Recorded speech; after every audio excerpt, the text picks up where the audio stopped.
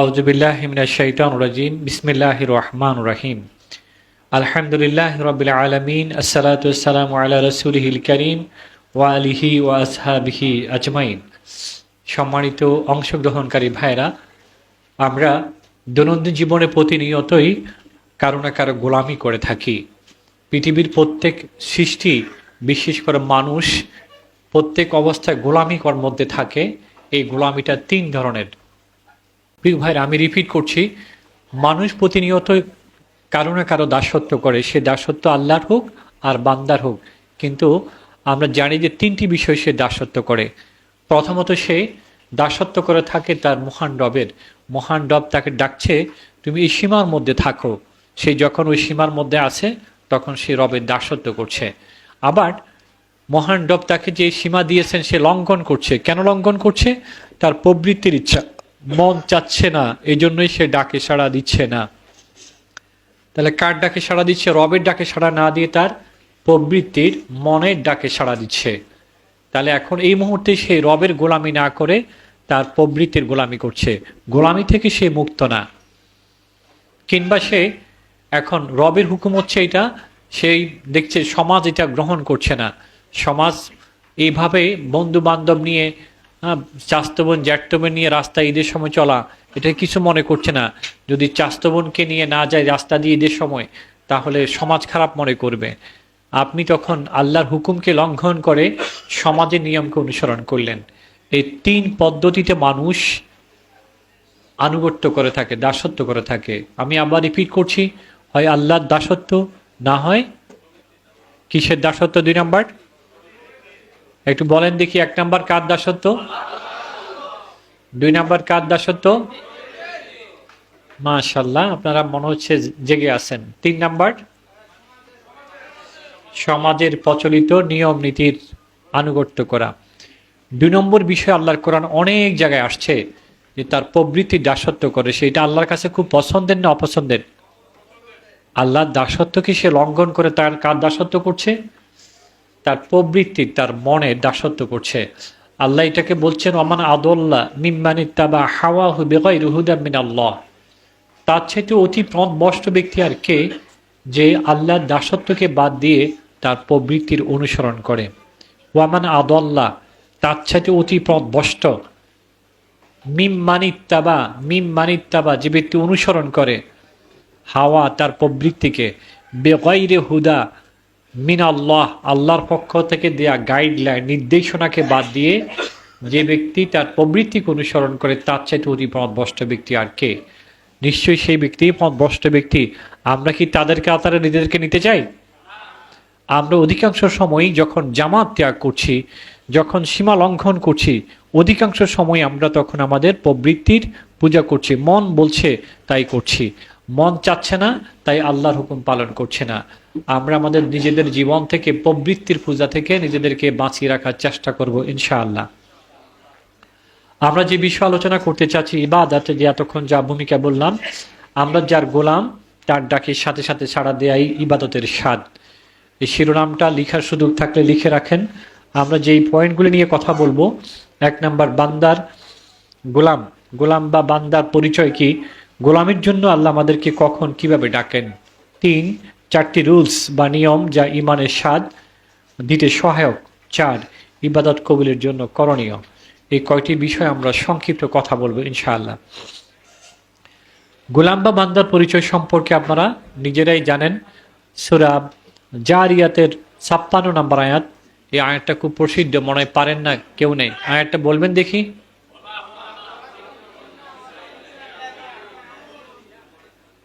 আমাদেরকে কি উদ্দেশ্যে সৃষ্টি করা হয়েছে? কার ইবাদত? নাকি আমার মনের প্রবৃত্তির? কার ইবাদত? কিভাবে আমরা গোলামি করব? আমাদেরকে দয়াময় তার গোলাম বলছেন, দয়াময়ের বান্দা বলছেন, গোলাম বলছেন। সূরা ফুরকান। এই আয়াতটা কারা মুখস্থ পারেন একটু হাত তুলেন দেখি। ভালো করে হাত তুলেন, উঁচা করে হাত তুলেন যারা এই আয়াতটা মুখস্থ পারেন। সূরা ফুরকানের শেষ রুকু মুখস্থ পারেন যারা। আমি প্রত্যাশা করছিলাম যে এখানে কেউ থাকবে না যারা এই আয়াতটা মুখস্থ পারেন না। এখানে আমাদের কয়েকটি গুণাবলীর কথা বলছে। দয়াময়ের বান্দার গুণাবলী কি, এই রুকুটা আমাদের দৈনন্দিন জীবনের সাথে ওতপ্রোতভাবে জড়িত। প্রতিদিন আমরা এটার আমলের সাথে সম্পৃক্ত। হয়তো আমরা এটার আমল করব, অথবা এটার আমল থেকে আমরা দূরে সরে যাব। রব্বুল আলামিন বলছেন, ওয়াইবাদুর রহমানিল্লাযিনা ইয়ামশুনা আলাল আরদি হাওনা ওয়া ইযা খাতাবাহুমুল জাহিলুনা ক্বালু সালামা আল্লাযিনা ইয়াবিতুনা লিরাব্বিহিম সুজদান ওয়া কিয়ামা ওয়াল্লাযিনা ইয়াকুলুনা রব্বানা আসরিফ আন্না আযাবা জাহান্নাম ইন্না আযাবাহা কানা গারামা ইন্নাহা সাআত মুস্তাকাররা ওয়া মুকামা। আমি এটুকু পর্যন্ত বলছি। এখানে অনেকগুলি প্রশ্নের জবাব আছে। কোরআনকে যদি আপনি প্রশ্ন করেন, কোরআন আমি তো মনে করি তুমি জীবিত। কোরআন কি জীবিত গ্রন্থ না মৃত কোনো গ্রন্থের নাম? কোরআন কি কথা বলে না নীরব থাকে? প্রশ্ন করলে জবাব দে না অস্পষ্ট জবাব দে? সুস্পষ্ট জবাব। আপনি কোরআনকে প্রশ্ন করেন, কোরআন আমি এখন ইউনিভার্সিটি যাব অথবা শপিং করতে যাব, আমি কিভাবে পথ চলবো, আমার পথ চলাটা কেমন হওয়া উচিত? কোরআন আপনাকে বলছে যারা ইবাদুর রহমানের বান্দা তাদের পথ চালাতে হবে ইয়ামশুনা আলাল আরদি হাওনা, তারা পৃথিবীর উপরে বিনম্রভাবে পথ চলবে। দাম্ভিক, অহংকারী কিংবা দিনহীন কোনো মানুষের মতো তাদের জীবন, তাদের রাস্তা অতিক্রম তারা করবে না, বরং তারা রাস্তা অতিক্রম করবে, তারা পথ চলবে বিনম্রভাবে। আপনি কোরআনকে প্রশ্ন করেন, আমি বিনম্রভাবে পথ অতিক্রম করছিলাম, যাচ্ছি আমি আমার গন্তব্যে, কিন্তু হঠাৎ কিছু জাহেল ব্যক্তি মানে মূর্খ মতো আচরণ করছে আমার সাথে, আমিও কি তার সাথে মূর্খর মতো আচরণ করব, বা আমি তার সাথে কি আচরণ করব? কোরআনকে আপনি প্রশ্ন করেন, কোরআন লাইফ এবং সেই সুস্পষ্ট আপনাকে জবাব দিচ্ছে, ওয়াইজা খাতাবাহুমুল জাহিলুনা ক্বালু সালামা। তোমার সাথে যদি কোনো মূর্খের মতো আচরণ করা হয়, তুমি তার সাথে শান্তিপূর্ণ ব্যবহার করো, তুমি তাকে বলো তোমার জন্য শান্তি। আপনি বললেন ঠিক আছে আমি তাই করলাম, তাহলে আপনি কোরআন থেকে জবাবও পেলেন। যদি পথ চলবেন কিভাবে, আবার চলতে গিয়ে যদি আপনি সমস্যা পড়েন, তাহলেও সেটা অতিক্রম করবেন কিভাবে, দুটো গাইডলাইন পেলেন। এবার আপনি কোরআনের কাছে আসলেন, আমি আমার রাতকে কিভাবে অতিবাহিত করব। আমাদের সমস্যা তো সবচেয়ে বেশি দিন না রাত। রাতের আধার থেকে আল্লাহর কাছে আশ্রয় চাওয়া হয়েছে। কোন সূরা?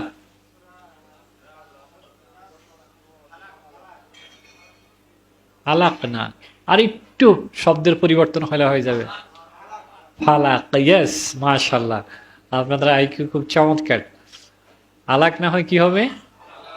হঠাৎ একটা গল্প মনে পড়লো, বলে ফেলবো বহির্ভূত আর কি। এক আলেম তার মেয়েকে বিয়ে দিবেন, ছাত্রদেরকে ডাকলেন, উস্তাদের মেয়েকে বিয়ে করবে, অনেক ছাত্র আসছে। তুই প্রথম জনকে জিজ্ঞেস করলো, পরীক্ষা নেওয়া শুরু হলো, তোমার নাম কি? বললো আমার নাম হচ্ছে ইয়াসিন। বললো তুমি ইয়াসিন তেলাওয়াত করে শোনাও। উস্তাদ আমি এটা তো মুখস্থ পারি না। আরেকজনকে ডাকলো, তোমার নাম কি? সে বললো আমার নাম রহমান। উস্তাদ বললেন তুমি আর রহমান পড়ে শোনাও, আমি পারি না। তৃতীয় জনকে প্রশ্ন করলো, সে ভাবলো ওরা তো কিছুই পারলো না, তাদের ভাগ্যে মন্দ, পারলো না, আমি কি বলবো। তাকে জিজ্ঞাসা করছে সেম তোমার নাম কি? সে সহজ বলে দিল আমার নাম কাউসার। কাউসার বলতে তার সমস্যা নেই। আপনারা আলাকে চলে গেছেন, আলাক থেকে একটু চেঞ্জ করে ফালাকে চলে আসছেন। বলে আউযু বিরাব্বিল ফালাক মিন শাররি মা ওয়া মিন শাররি গাসিকিন। রাতের সে অনিষ্টতা যা চেয়ে যায় সব জায়গায়। রাতটা মানুষের মধ্যে অনিষ্ট কাজগুলি বেশি সংগঠিত হয়ে থাকে দিনের আলো থেকে রাতের আধারে। আপনি কোরআনের কাছে জানতে চাইলেন, কোরআন আমি আল্লাহর প্রিয় গোলাম হতে চাই, তাহলে আমার রাত কিভাবে কাটবে? দিনের কথা তো শুনলাম, এভাবে আমি পথ চলবো, এভাবে আমি আমার কাজগুলি করব। রাতের বিষয়ে আল্লাহ সুবহানাহু ওয়া তাআলা জানিয়ে দিয়েছেন, ওয়াল্লাযিনা ইয়াবিতুনা লিরাব্বিহিম সুজদান ওয়া কিয়ামা। ওয়াল্লাযিনা ইয়াবিতুনা, যারা অতিবাহিত করে, কিভাবে অতিবাহিত করে? লিরাব্বিহিম সুজদান ওয়া কিয়ামা, লিরাব্বিহিম তাদের প্রতিপালকের জন্য, সুজদান ওয়া কিয়ামা সিজদা এবং দণ্ডায়মান অবস্থায়। কারা? যারা রহমানের বান্দা বলে নিজেদেরকে দাবি করে, তাদের রাত অতিবাহিত হয় কার জন্য?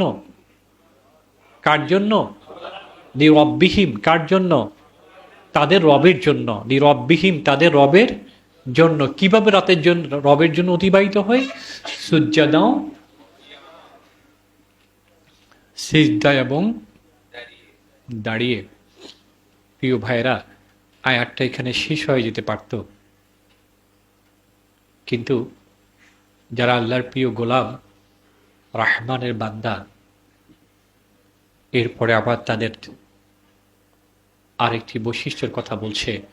তারা রাত যেভাবে এইভাবে অতিক্রম করে, আবার তারা আল্লাহর কাছে ফরিয়াদ করতে থাকে। ওয়াল্লাযীনা ইয়াকুলুনা রব্বানা আসরিফ আন্না আযাবা জাহান্নাম ইন্না আযাবাহা কানা গারামা ইন্নাহা সাআত মুস্তাকাররা ওয়া মুকামা। এরা আল্লাহর কাছে ফরিয়াদ করে আর বলতে থাকে, রব্বানা, হে আমাদের প্রতিপালক, আসরিফ আন্না আযাবা জাহান্নাম, তুমি আমাকে জাহান্নামের আযাব থেকে পরিত্রাণ দাও, আমাকে জাহান্নাম থেকে তুমি রক্ষা করো। রব্বানা, হে আমাদের প্রতিপালক, রবকে মিন করে বলছে রব্বানা, হে আমাদের প্রতিপালক। আসরিফ আন্না আযাবা জাহান্নাম, আসরিফ, তুমি আমাকে রক্ষা করো, পরিত্রাণ দাও, আন্না আযাব জাহান্নাম, জাহান্নামের আযাব থেকে। জাহান্নামের আযাবটা কিরকম? ইন্না আযাবাহা কানা গারামা, জাহান্নামের আযাবটা কিরকম ভয়াবহ। পরের অংশে আবার বলছে, এই আযাব তো হচ্ছে সর্বনাশা, যার উপরে আসে তার সবকিছুই সর্বনাশ, তারা থাকার কিছু বাকি থাকে না। আর জাহান্নামের এই আবাসস্থল হচ্ছে অত্যন্ত নিকৃষ্ট আবাসস্থল। প্রিয় ভাইরা, জান্নাত জাহান্নামের একটি কমন বৈশিষ্ট্য আছে,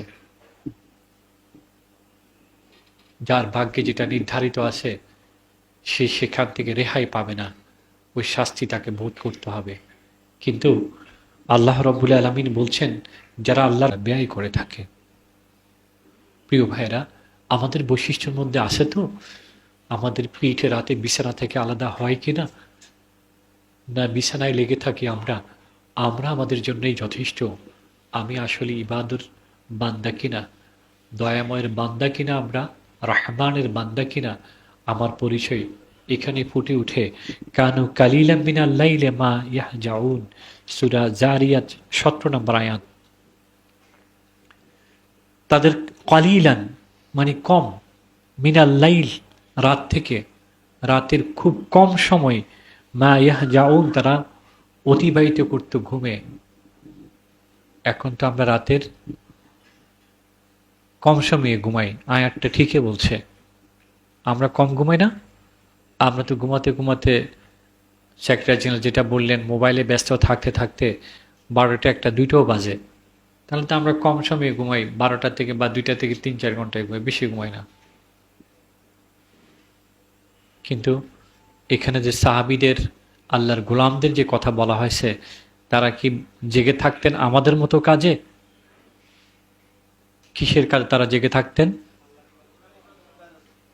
আল্লাহর ইবাদতে, সিজদা এবং দণ্ডায়মান অবস্থায়। সিজদা এবং দণ্ডায়মান অবস্থা।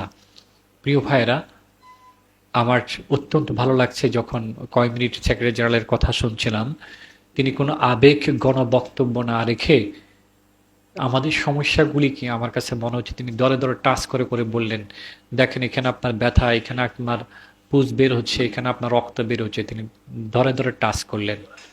এখন যদি আমরা উপলব্ধি করি তাহলে আমরা আমাদেরকে পরিবর্তন করতে পারবো ইনশাআল্লাহ। প্রিয় ভাইয়েরা, আপনি যদি গভীর রাতে ঘুমান, তাহলে আপনি গভীর রাতে কিভাবে উঠে আল্লাহর ইবাদত করবেন, আল্লাহর কাছে সাহায্য চাইবেন? আমি তো বলছি আমরা কার আদর্শ প্রতিষ্ঠা করতে চাই? মুহাম্মদুর রাসূল সাল্লাল্লাহু আলাইহি ইসলামের আদর্শ প্রতিষ্ঠা করতে চাই। বলতে পারবেন আল্লাহ রাসূল সাল্লাল্লাহু আলাইহি ইসলাম কিংবা সাহাবা ইজমাইন ফজরের পরে লম্বা ঘুম দিয়েছেন? বলতে পারবেন আল্লাহ রাসূল, সাহাবা ইজমাইন কেউ রাতের গভীর পর্যন্ত জেগেছিলেন, তাহাজ্জুদ কিংবা আল্লাহর ডাকে সাড়া দিতেন না? এরকম কয়েকজন সাহাবীর রেফারেন্স বলতে পারবেন? তা আমরা তো বলছি আমরা আল্লাহ রাসূলকে অনুসরণ করছি, আমরা সাহাবীদেরকে অনুসরণ করছি। তাহলে আমরা কিভাবে তাদের লাইফ আমার লাইফের বিপরীত করে ফেলতে পারি? না, আমরা কিভাবে আল্লাহর গোলামি করব? ওয়ামা উমেরু ইল্লা লিয়াবুদুল্লাহ মুখলিসিনা লাহুদ্দিন হুনাফা ওয়া ইয়াকিমুস সালাতা ওয়া ইউতুজ যাকাতা যালিকা দীনুল কাইয়্যিমা। সূরা বাইয়িনার ৫ নম্বর আয়াত। আমরা ওয়ামা উমেরু, তিনি আদেশ দিচ্ছেন, কে? স্বয়ং আল্লাহ আদেশ দিচ্ছেন, ইল্লা লিয়াবুদুল্লাহ মুখলিসিনা লাহুদ্দিন হুনাফা, তোমরা একনিষ্ঠ হয়ে খাঁটিভাবে আল্লাহ লিয়াবুদু, তোমরা অবশ্যই ইবাদত করবে তার, ওয়া ইয়াকিমুস সালাহ, এবং সালাত কায়েম করবে, ওয়া ইউতুজ যাকাত, এবং যাকাত প্রদান করবে, যালিকা দীনুল কাইয়্যিম, আর এটাই হচ্ছে সঠিক দিন। আমরা বারবার বলছি, আমরা দিন কায়েমের সংগ্রাম করছি, আমরা দিন কায়েমের সৈনিক। আর আল্লাহর কোরআন সূরা বাইয়িনার ৫ নম্বর আয়াত বলছে দিন কায়েম, প্রকৃত সত্য দিন কায়েম দিন হচ্ছে সেটি যেটা হচ্ছে যেটার মধ্যে থাকবে আল্লাহ ছাড়া আর কারো দাসত্ব থাকবে না, কি প্রবৃত্তির, কি সমাজ, মনের কোনো দাসত্ব থাকবে না। মুখলিসিন আলাহুদ্দিন, খালেসভাবে আল্লাহ দাসত্ব, আর থাকবে তার মধ্যে সালাত, থাকবে তার মধ্যে যাকাত। প্রিয় ভাইরা, আমরা 4টি রুল আমাদের জীবন অনুসরণ করব। এই হেডলাইনটা একটু লিখেন, আমি 4টা পয়েন্ট নিয়ে কথা বলে শেষ করব। প্রিয় ভাইরা, এই 4টি রুলস একটু লিখেন। 1 নাম্বার, একবার হুবহু পয়েন্ট যেভাবে আছে সেভাবে লিখেন। আমি যার গোলাম, তিনি যখনই ডাকেন সাথে সাথে তার ডাকে সাড়া দেয়া। এই পয়েন্টটা হুবহু লিখেন। আমি যার গোলাম, তিনি যখনই ডাকেন সাথে সাথে তার ডাকে সাড়া দেয়া। আমাকে ডাকেন তিনি দৈনিক কয়বার? কয়বার? জোরে বলেন ভাই, কয়বার? ভালো লাগছে, আপনারা গভীর মনোযোগ দিয়ে লিখছেন। আমরা রবের কৃতজ্ঞতা প্রকাশ করি। প্রিয় ভাইরা, আমরা, আল্লাহ আমাকে দৈনিক কতবার ডাকেন? না, আল্লাহ আমাদেরকে ডেইলি 6 বার ডাকেন। 5 বার মুয়াজ্জিন আল্লাহর শ্রেষ্ঠত্বের ঘোষণা করে আল্লাহকে ডাকেন। আল্লাহ ডাকেন 5 বার মুয়াজ্জিন। আর দিন শেষে রাতের গভীরে তিনি আর কোনো মুয়াজ্জিন ইমাম নয়, তিনি সরাসরি এসে আমাকে ডাকেন।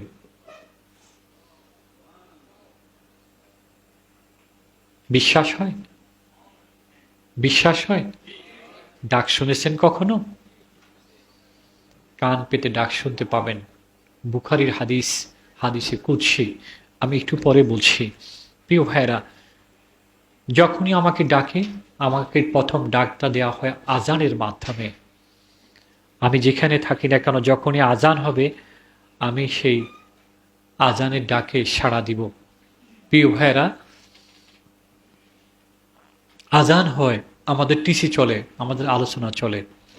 আপনার তো দায়িত্বশীল অনেক জায়গার, কিন্তু বলেন ওই টিসির আলোচনা বা বক্তব্য, মিটিং 15 মিনিট না হয় বেশি করলেন, আপনি কি মনে করেন তাতে বারাকা বেশি হবে? আমি বিশ্বাস করি না। 15 মিনিট বা 20 মিনিট যদি আলোচনা না শুনি, আলোচনা কম হয়, তাতে ক্ষতি হবে, বারাকা হবে না, আমি এটা বিশ্বাস করি না। আল্লাহ রব্বুল আলামিন তার ডাকে সাড়া দেওয়ার কারণে তিনি আমার জন্য যথেষ্ট, আমার বারাকা এবং রহম করার জন্য। প্রিয় ভাইয়েরা, কে আছে পৃথিবীতে এমন, সে তার রবের কাছে চাইবে, রব তার চাওয়া কবুল করবে, ফিরিয়ে দিবে না? এটা আমরা সবাই প্রত্যাশা করি না? আমি চাইব আমার চাওয়াকে আল্লাহ গ্রহণ করবেন, ফিরিয়ে দিবেন না। এটা কে কে চান? চান নাকি? জেগে আছেন তো আপনারা? সব হাত উঠে নেয়। আপনারা সবাই চান? কিভাবে পাবেন? প্রতিদিন এই সুযোগটি আল্লাহ আপনাকে দিয়ে থাকে যে আপনি চাইবেন, কিন্তু আপনার চাওয়াকে তিনি ফিরিয়ে দিবেন না। রাসূল করিম সাল্লাল্লাহু আলাইহি ওয়াসাল্লাম ঘোষণা করছেন, লা ইয়ারুদ্দুদ দুআ বাইনাল আযান ওয়াল আকামা, আও কামা ক্বালা রাসূলুল্লাহ সাল্লাল্লাহু আলাইহি ওয়াসাল্লাম। লা ইয়ারুদ্দুদ দুআ, দোয়াকে রদ করা হয় না, ফিরিয়ে দেওয়া হয় না। আজান দেওয়ার পর থেকে আকামত হওয়ার আগ পর্যন্ত এই সময়। আমরা কখন সবচেয়ে বেশি ব্যস্ত থাকি জানেন? ব্যবসায়ীর ব্যবসা কখন বেশি কাস্টমার বেড়ে যায় জানেন? আজান যখন জামা শুরু হচ্ছে এই সময় কাস্টমার খুব বেড়ে যায়। আমাদের কাজের গতিও অনেক তীব্র হয়ে যায়। আজান হবে, হচ্ছে, আর জামাত শুরু হবে। কিন্তু আল্লাহ রাসূলের কত চমৎকার ঘোষণা, আল্লাহ রাব্বুল আলামিন আজান এবং আকামতের মাঝখানের সময় দোয়াকে ফিরিয়ে দেন না। আলহামদুলিল্লাহ, আমি দেখেছি অনেককে মসজিদে, অনেক মুরব্বীকে দেখেছি আজানের পরে মসজিদে গিয়ে নামাজ পড়ে দোয়া করছে। আমি আগে কখনো জানতাম না যে নামাজ ছাড়াও সিজদা করা যায়। আমি নামাজের সিজদা দিয়েছি, আর সাহু সিজদা, কোরআনের কি সিজদা, তিলাওয়াতের সিজদা দিয়েছি। কিন্তু এমনি এমনি সিজদা দেওয়া যায় এটা আমার জানা ছিল না। আমি শিখলাম একজন শ্রদ্ধেয় আলেম, ইসলামী আন্দোলনের একজন অকুতোভয় সৈনিক ছিলেন, আছেন এখন তিনি। একসাথে দুজন জোহর নামাজ পড়লাম, নামাজ শেষে আমি বসে বসে এটা করছি, হঠাৎ খেয়াল করলাম উনি সিজদায়। উনি তো সুন্নত পড়ে ফেলছেন, সিজদায় তো আসেন। যতক্ষণ মুয়াজ্জিন আজান আকামত দিচ্ছে না, আমি দেখলাম অনবরত একটানা ওই একটা সিজদার মধ্যে তিনি অতিবাহিত করছেন। প্রিয় ভাইরা, সিজদা যে কোনো মুহূর্তে আপনি দিতে পারেন। আজানের পরে আকামতের মাঝখানে আপনি 2 রাকাত নামাজ পড়ে সিজদায় পড়ে থাকেন, 2 হাত তুলে আল্লাহর কাছে চাইতে থাকেন, আল্লাহ দোয়া ফিরিয়ে দিবেন না। প্রিয় ভাইরা, আমরা যদি আজানের পরে আকামতের মাঝখানে দোয়া করি আর ছুটে যাই প্রোগ্রাম ছেড়ে মসজিদে নামাজ পড়া, জামাতে নামাজ পড়ার ফজিলাত কত গুণ বেশি? 27 গুণ বেশি। বুখারীর 645 নম্বর হাদিস, বুখারীর 645 নম্বর হাদিস, রাসূল করিম সাল্লাল্লাহু আলাইহি ওয়াসাল্লাম বলছেন, ক্বালা সালাতুল জামাআতে তাবদুলুল সালাতুল ফাজরি বি27 দারাজাহ।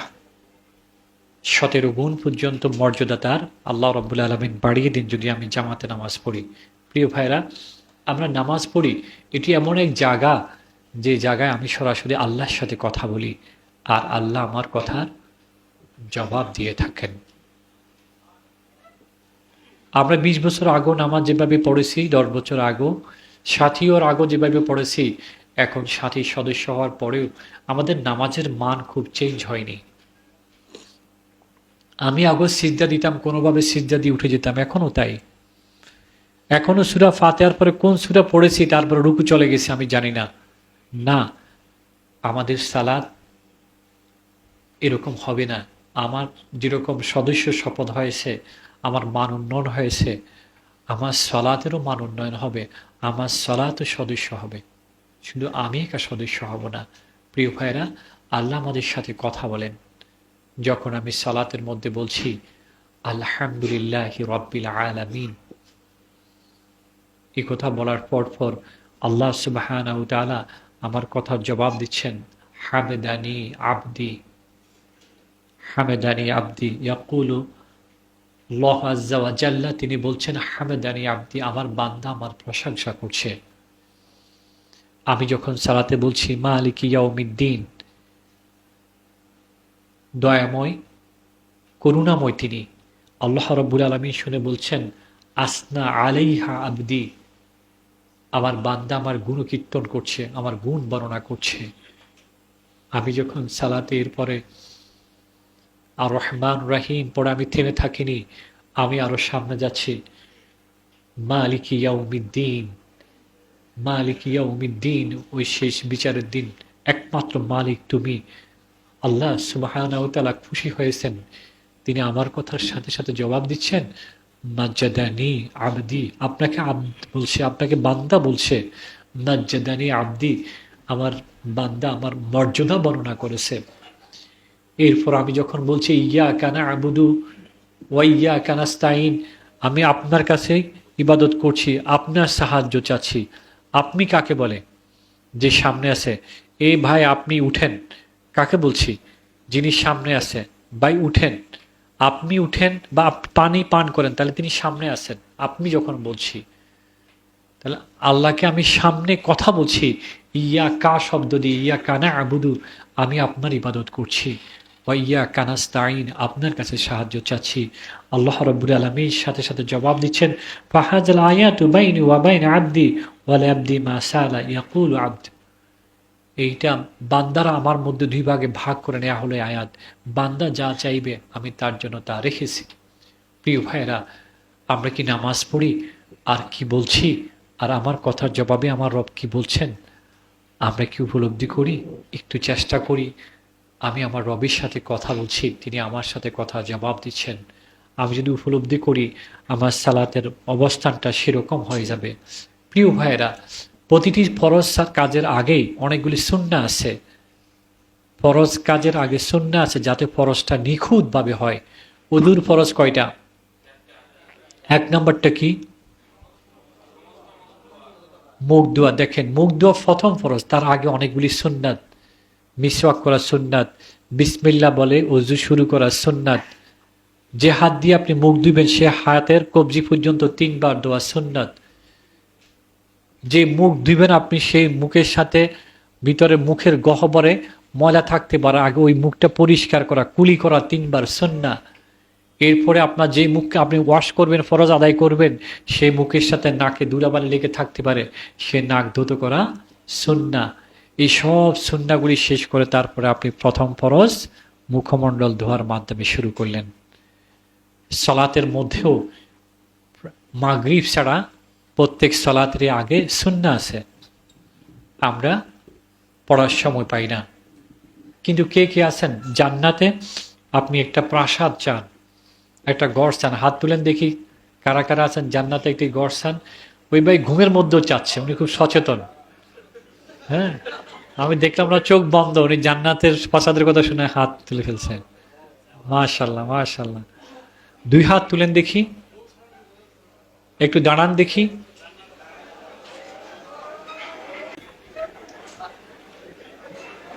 আমি কিন্তু আপনাদেরকে বসতে বলছি, হাত নামিয়ে ফেলতে তো বলি নাই। আপনারা 2 হাতে 3 করে আঙ্গুল দেখাবেন, বাকি 2টা ব্যান্ড করবেন। 6টা আঙ্গুল দেখতে চাচ্ছি। বাম হাত নামিয়ে ফেলেন, আঙ্গুল কিন্তু বন্ধ করতে বলিনি। ডান হাত নামিয়ে ফেলেন। প্রিয় ভাইরা, আমরা যদি দৈনিক 12 রাকাত সালাত সুন্নত আদায় করতে পারি, তাহলে আল্লাহ রাব্বুল আলামিন আমাকে জান্নাতে প্রাসাদ দিবেন, তার প্রতিশ্রুতি। মান সাবার আলা সেন্তা আশরুনা রাকাতান মিনাস সুন্নতি বানিলাহু বাইতুন ফিল জান্নাহ আরবা কাবলা যুহর ওয়া রাকাতাইন কাবলা যুহর বাদা যুহর ওয়া রাকাতাইন বাদাল মাগরিব ওয়া রাকাতাইন বাদাল ইশা ওয়া রাকাতাইন বাদাল ফজর। এটা কাবলাল ফজর, বাদা না, কাবলাল ফজর। ফজরের নামাজের সময় 2 রাকাত, জোহরের প্রথমে 4, পরে 2, 6, আর 2, 8, এরপরে মাগরিবের 2, এশায় 2। কত রাকাত হয় মোট? যে ব্যক্তি 12 রাকাত সুন্নত আদায় করে, আল্লাহ রাব্বুল আলামিন তার জন্য জান্নাতে প্রাসাদ তৈরি করেন। কয়েকটি হাদিস গ্রন্থের রেফারেন্স আছে এখানে, আমি বলবো আপনি যখন এই সুন্নাতগুলি পড়বেন,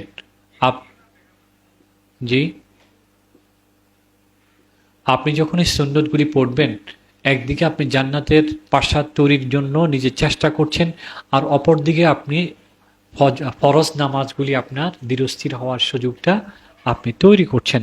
প্রিয় ভাইরা, আমি বলছিলাম আল্লাহ আমাদেরকে 5 বার না 6 বার ডাকেন।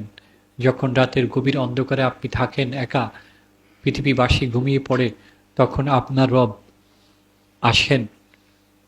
ইউনাজ্জিলু রব্বানা তাবারাকা ওয়া তাআলা, ইয়ানজেলু, তিনি কি করেন? অবতীর্ণ হন, তিনি নাজিল হন। কোথায় অবতীর্ণ হন? ইয়ানজেলু, তিনি আসেন। কে আসেন?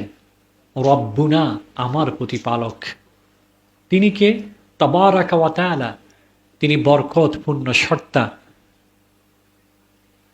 তিনি আসেন, বরকতপূর্ণ সত্তা, আমার রব, আমার প্রতিপালক। হঠাৎ করে আসেন, আজকে আসলো কালকে আসলেন না, আমি তো তাহলে মিস করলাম না।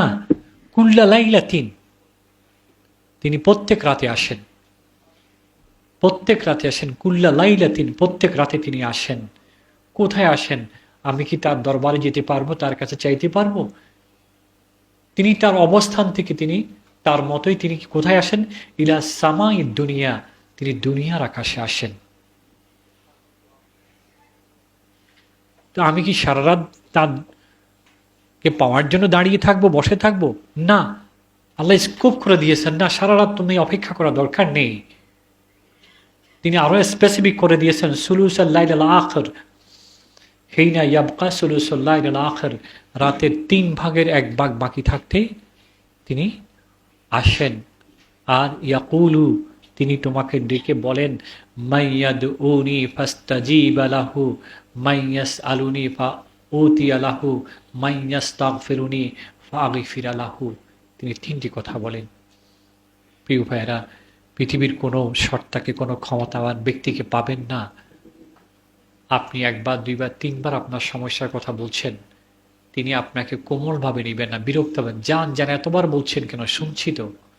কিন্তু আপনার আমার রব রব্বুল আলামিন, তিনি নিজেই বারবার এসে ডেকে বলছেন, মাইয়াদউনি ফাস্তাজিবা লাহু, আমার কাছে কে আছে আমাকে ডাকে, আমাকে ডাকো, আমি তোমার ডাকে সাড়া দিব, আমি তোমার ডাকে সাড়া দিব, আমাকে ডাকো। মাইয়াসআলুনি, কে আছে আমার কাছে আবেদন করো, আমার কাছে দরখাস্ত করো, বা উতিয়া লাহু, আমি তোমাকে তা প্রদান করব। একজনে আছেন, তিনি আমার আপনার সর্তা রব্বুল আলামিন। তিনি বলছেন, আমাকে অ্যাপ্লিকেশন করো, আমার কাছে যাও, আমি তা তোমাকে প্রদান করব। মাইয়াস্তাগফিরুনি, কে আসছো যে ক্ষমা চাইবে, তুমি তো মানুষ ভুল ত্রুটি করে ফেলতে পারো, ক্ষমা চাইবে। মাইয়াস্তাগফিরুনি ফাগফির লাহু, আমি তোমাকে ক্ষমা করে দেব। প্রিয় ভাইয়েরা, যারা আল্লাহর প্রিয় গোলাম, আমাদের চাইতে কাঙ্গাল আর কে আছে? আমরা দায়িত্ব পালন করে থাকি যে জনপদের, যে এলাকার, যে থানার, আমাকে নিশ্চয়ই সেই থানার কিছু কর্মী সাথী সদস্যের দায়িত্ব দেওয়া হয়নি, ওই এলাকার দায়িত্ব দেওয়া হয়েছে। সুতরাং সে এলাকার সকল মানুষের কাছে সত্যের আহ্বান পৌঁছিয়ে দেওয়ার দায়িত্ব আমার উপরে বর্তায়। আমার যদি পেরেশানি অনুমতি থাকে, আমি তাহলে রাতে আর ঘুমাতে পারার কথা না। কারণ ওই জমিনের দায়িত্ব পালন করার জন্যে আল্লাহর রহমত এবং সাহায্য ছাড়া আমার পক্ষে 1 কদম এগুনো সম্ভব না। কারণ আমি 2 জন কর্মীকে ডেকে যে কথাটা বলছি, তাকে উৎসাহিত করার জন্য, কিন্তু আমার কথাটা সে নেগেটিভ নিয়ে উল্টো নিষ্ক্রিয় হয়ে গিয়েছে। আপনি কিভাবে সেখান থেকে বাঁচতে পারবেন যদি আপনি আল্লাহর রহমত এবং সাহায্য না পান? আর এই সাহায্যের জন্যে আল্লাহ আপনাকে প্রতি রাতে ডেকে থাকে। আমরা কি চেষ্টা করব অন্তত 1 দিন পর 1 দিন হলেও এই রবের ডাকে সাড়া দেওয়ার জন্য চেষ্টা করব? ইনশাআল্লাহ করবেন? করবেন? রব্বুল আলামিন, তুমি আমাদেরকে তৌফিক দাও। রব্বুল আলামিন, তুমি আমাদেরকে সহজ করে দাও, আমাদের অন্তরকে তোমার প্রতি অনুগত করে দাও। প্রিয় ভাইরা, চেষ্টা করুন অন্তত সপ্তাহে 1 দিন পর 1 দিন, এরপরে পর্যায়ক্রমে সপ্তাহে দিন বাড়াতে চেষ্টা করেন। আল্লাহ আপনাকে সহজ করে দিবেন আপনার খুলুসিয়তের কারণে। প্রিয় ভাইরা, আল্লাহ আমাদের খুব কাছেই আছেন।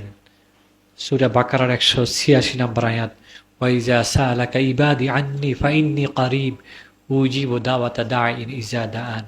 ওয়াইজা সালাকা ইবাদি আন্নি, যখন আপনাকে ইবাদি, আমার বান্দা, আন্নি, আমার সম্পর্কে, তাহলে আপনি বলে দিন ফাইন্নি কারিব, আমি তাদের খুব কাছে আছি। কতটুকু কাছে? আমাকে ডাকলে আমি কি শুনি? হ্যাঁ, উজিবু দাওয়াতা দাঈন ইজা দাআন, আমি জবাব দিয়ে থাকি যখন আমাকে কোনো ডাকার ব্যক্তি ডাকে। চমৎকার কথা! আমার রবের পক্ষ থেকে আমার জন্য কোনো শর্ত নেই যে এই শর্ত পূরণ করলে আমাকে ডাকলে আমি জবাব দিব, তুমি গুনাহ করলে আমি তোমাকে জবাব দিব না, তুমি কোনো অশ্লীল কাজ করছো আমি জবাব দিব না। না, বলছে উজিবু, তো আমি জবাব দিই। দাওয়াতা দাঈন ইজা দাআন, কোনো যখন ডাকার ব্যক্তি আমাকে ডাকে আমি তার ডাকে জবাব দিয়ে থাকি। প্রিয় ভাইরা, আমি ফিরে যাচ্ছি, বলছি আপনাদেরকে 7টি রুলস নিয়ে কথা বলবো। 1 নম্বর কথা আমি শেষ করলাম, যিনি আমার রব, তিনি যখনই ডাকবেন তার রবে ডাকে আমরা সাড়া দিব। আমরা এখানে কয়টি বিষয় নিলাম? 1 নাম্বার হচ্ছে, একবার সবার আগে আমরা শেয়ার করছি, আমরা জামাতে নামাজ পড়ব। আমরা তার আগে শেয়ার করছি, যখন আজান হয় আকামতের মাঝখানে এই সময়টুকু আমরা কি করব?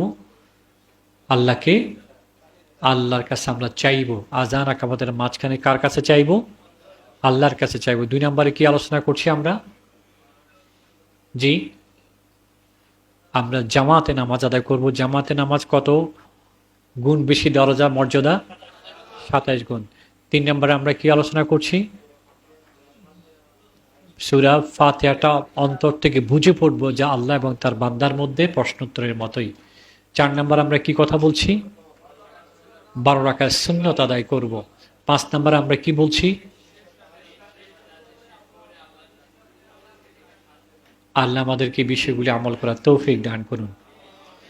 দ্বিতীয় হচ্ছে, আমরা খাবারের ব্যাপারও নিয়ম অনুসরণ করব। নির্ধারিত সময়ে দেহের চাহিদা পূরণ করা। সকালের খাবার নির্ধারিত সময় 7টার মধ্যে শেষ করা, দুপুরের খাবার 1টা থেকে 2টার মধ্যে, রাতের খাবার 8টা থেকে 9টার মধ্যে। এভাবে যদি আপনি নিজের মতো করে খাবারের শিডিউলটা সাজায় নিতে পারেন, আপনার জন্য সহজ হবে, সুস্থতার জন্য।